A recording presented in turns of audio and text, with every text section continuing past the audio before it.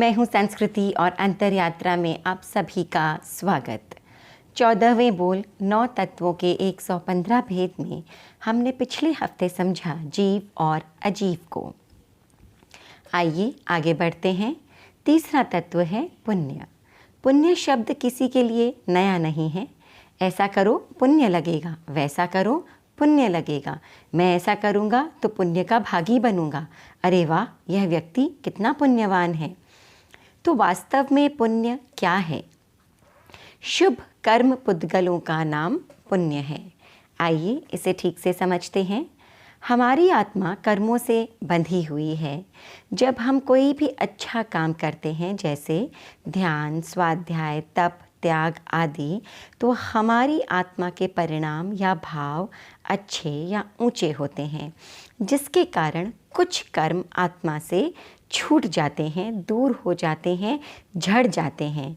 मगर इन कर्मों के झड़ने के साथ ही साथ कुछ नए कर्म, शुभ कर्म, अच्छे परिणामों के कारण आत्मा से बंध जाते हैं।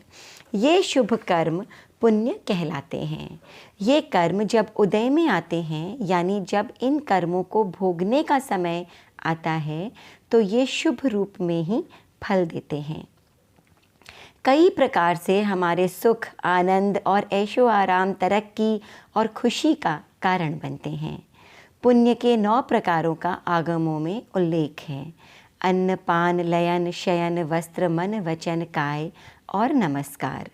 जब हम शुद्ध साधुओं को विशुद्ध या निर्दोष आहार, पानी, रहने का स्थान, बाजोट आदि देते हैं, ऊंचे भावों से उन्हें नमस्कार या वंदना करते हैं, मन, वचन और काया को निर्मल बनाए रखते हैं, तो फल स्वरूप यानी एज अ रिजल्ट कर्मों का निर्जरण होता है और साथ ही पुण्य का बंध हो जाता है। चौथा तत्व है पाप तत्व। ये नाम भी नया नहीं है। ऐसा मत करो पाप लगेगा, वैसा मत करो पाप लगेगा, ओहो हो यह व्यक्ति कितना पापी है, यह तो नरक में जाएगा। तो यह पाप है क्या? अशुभ कर्म पुद्गलों का नाम पाप है। जब हम कोई भी गलत काम करते हैं, जैसे हिंसा, झूठ, चोरी, छल, गुस्सा, घमंड, लड़ाई, झगड़ा आदि, तो हमारी आत्मा के भाव निकृष्ट हो जाते हैं, खराब हो जाते हैं, आत्मा के परिणाम गिर जाते हैं और फलतः एज अ रिजल्ट ऐसे कर्म पुद्गल आत्मा से जुड़ जाते हैं जिन्हें हम पाप कहते हैं।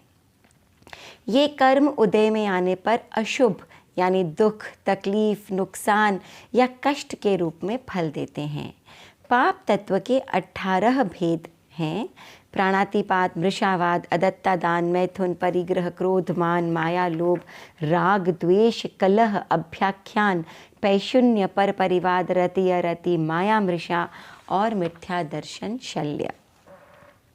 प्राणातिपात यानी किसी के प्राणों को हर लेने से या किसी को मार देने से पाप का बंध होना। मृषावाद यानी झूठ के कारण बंधने वाला पाप। अदत्ता दान यानी चोरी के कारण बंधने वाला पाप। मैथुन यानी अब्रह्मचर्य के कारण बंधने वाला पाप। परिग्रह यानी संग्रह के कारण, अननेसेसरीली कलेक्ट करने के कारण, कलेक्शन के कारण लगने वाला पाप। क्रोध यानी गुस्से से लगने वाला पाप। मान यानी घमंड के कारण लगने वाला पाप। माया यानी धोखाधड़ी से बंधने वाला पाप। लोभ यानी लालच या लालसा के कारण लगने वाला पाप। राग यानी मोह के कारण लगने वाला पाप। द्वेष यानी दुश्मनी के भाव के कारण लगने वाला पाप। कलह यानी लड़ाई झगड़े की प्रवृत्ति के कारण लगने वाला पाप। अभ्याख्यान यानी किसी पर झूठा इल्ज़ाम लगाने के कारण लगने वाला पाप। पैशुन्य यानी चुगली करने के कारण लगने वाला पाप। पर परिवाद यानी किसी की निंदा करने के कारण लगने वाला पाप। रति अरति यानी असंयम में रुचि या इंटरेस्ट तथा संयम में अरुचि के कारण बंधने वाला पाप। माया मृषा यानी छल पूर्वक असत्य या झूठ की प्रवृत्ति के कारण बंधने वाला पाप। और मिथ्या दर्शन शल्य यानी गलत श्रद्धा के कारण बंधने वाला पाप। ये सभी 18 पाप बंध के कारण हैं।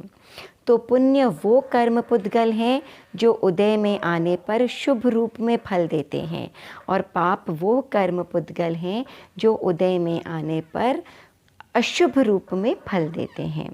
बंधन पुण्य का हो या पाप का, बंधन तो बंधन है। बेड़ियाँ या जंजीर सोने की हो या लोहे की, बेड़ी तो बेड़ी है।